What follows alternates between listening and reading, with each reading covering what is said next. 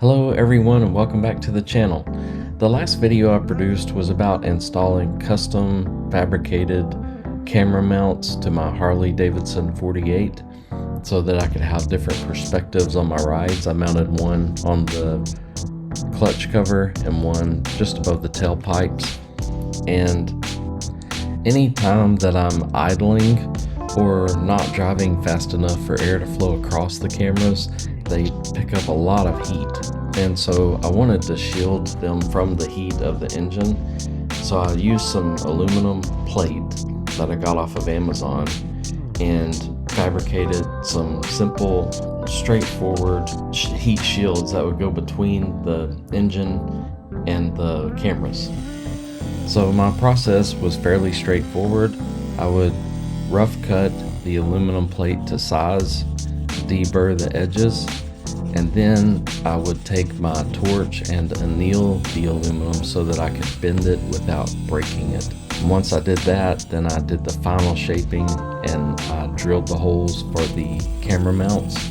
That would be the holes for the quarter 20 bolts that would actually secure the actual camera mount to the bike, and then just reattached everything to the motorcycle at both points.